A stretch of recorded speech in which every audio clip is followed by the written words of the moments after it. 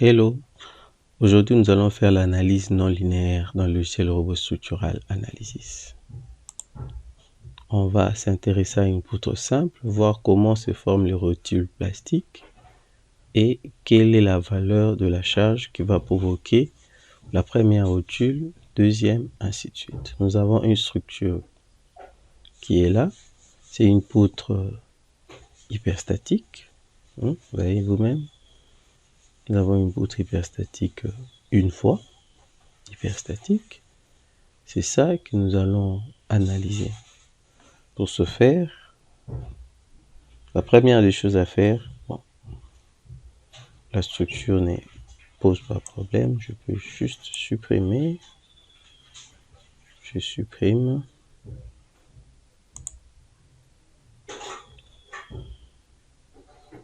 Quelles sont les configurations que nous avons faites ici?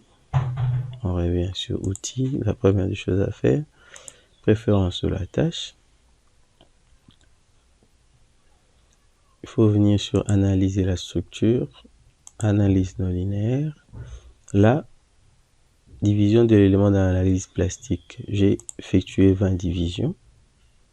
Et on clique ici, paramètre de la méthode incrémentale. Je vais faire nombre d'incréments de la charge 200 fois.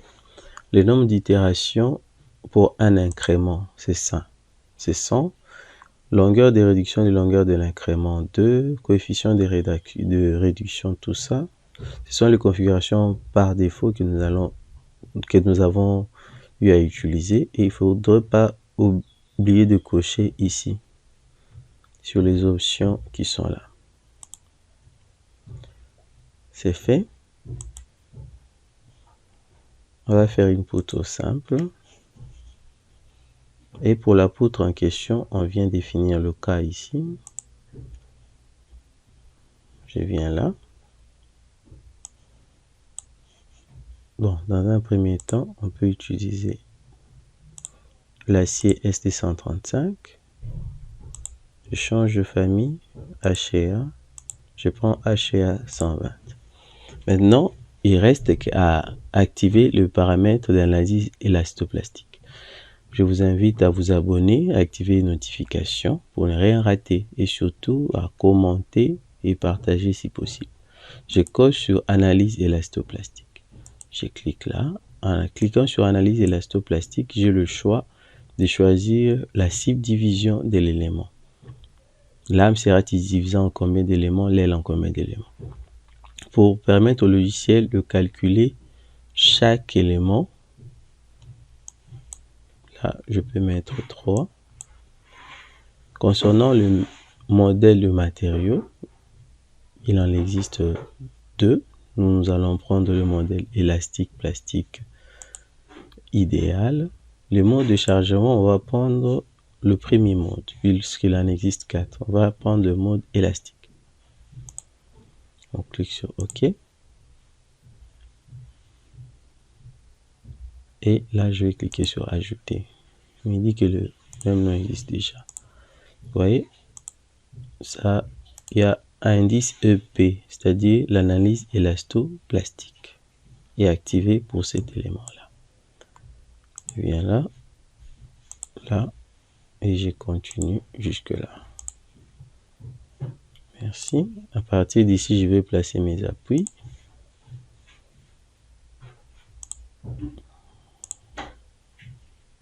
Le mobile, je le place là et là. Maintenant, pour la charge, je veux utiliser seulement la charge d'exploitation et pas le poids propre. Je viens ici, je vérifie que le poids propre n'est pas activé. Pour cet exemple, on va utiliser une charge de 20 kN. On peut toutefois mettre 50 et autres. Là, ce n'est pas un problème. Puisque ce que nous faisons ici, on peut le vérifier en faisant le calcul manuel. Là, c'est bon. Ajouter. J'ai placé mes charges.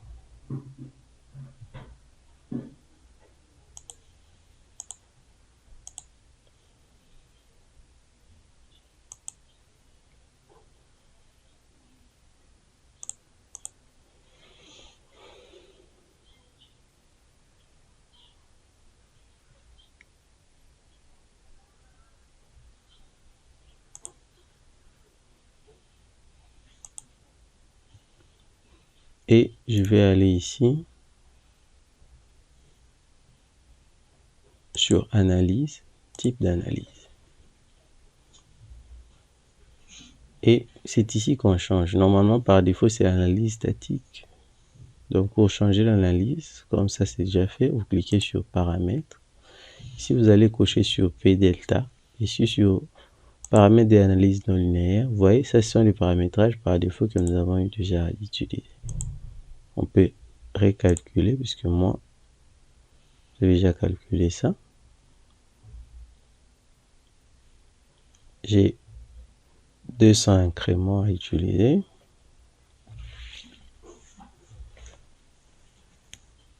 Ce sont les calculs itératifs, hein, et au-dessus, on voit les nombres d'itérations qui s'appliquent.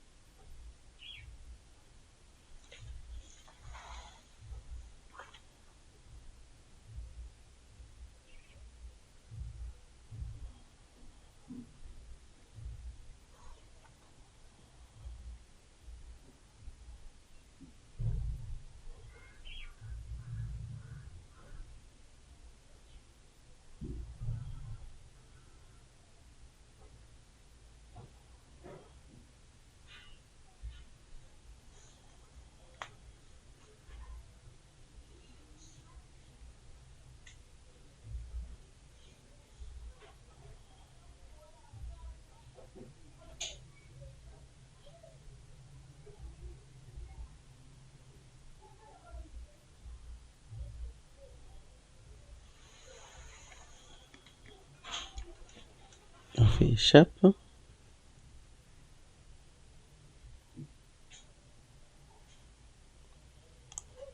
Il nous donne un message, mais on va passer, voir comment corriger le message.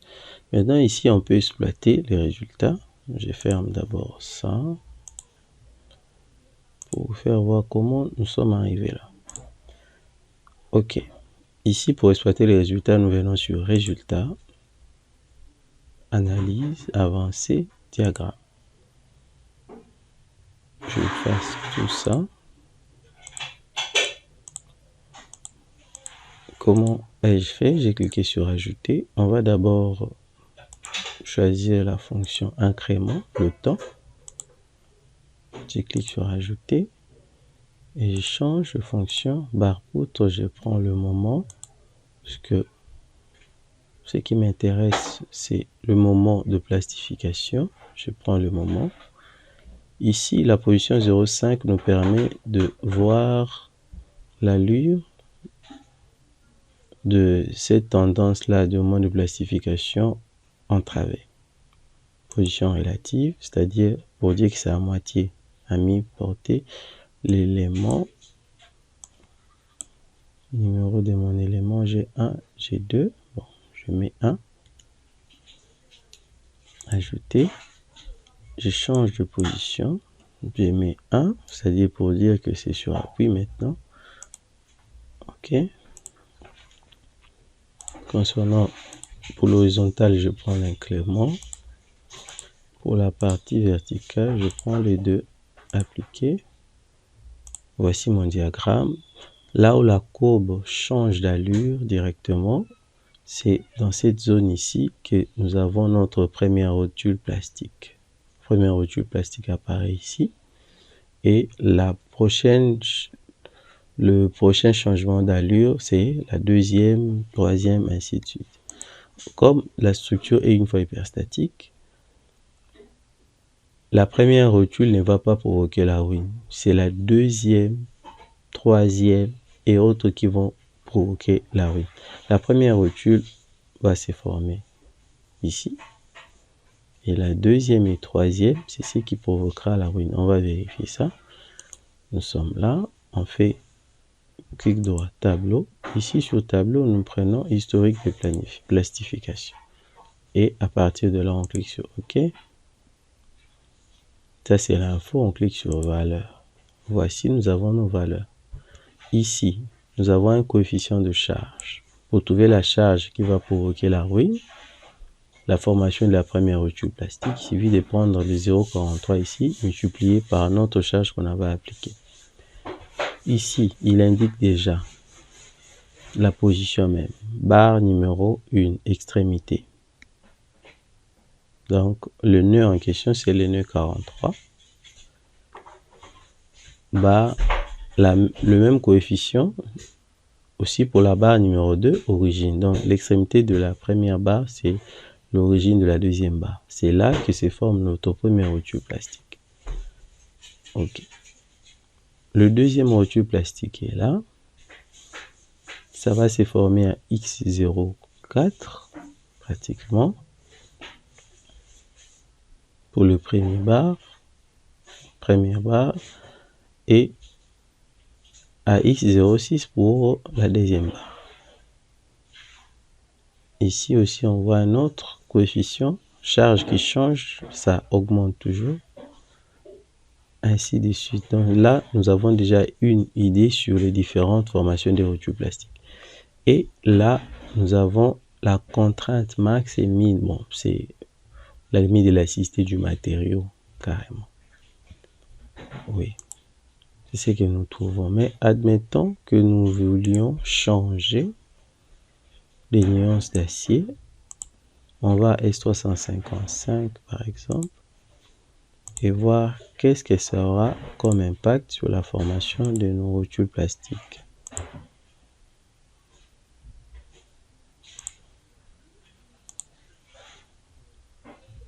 On relance le calcul.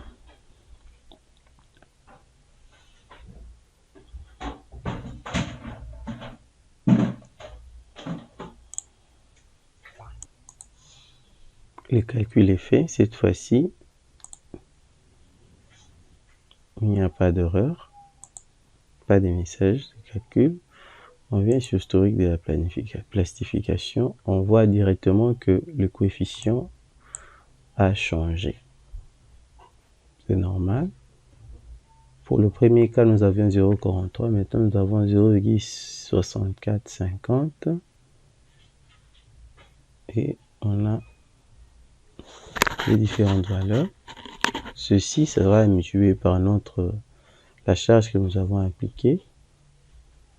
Oui. Donc c'est comme ça que on peut faire l'analyse élasto-plastique et l'analyse non linéaire de logiciel robot structural analysis. Merci beaucoup.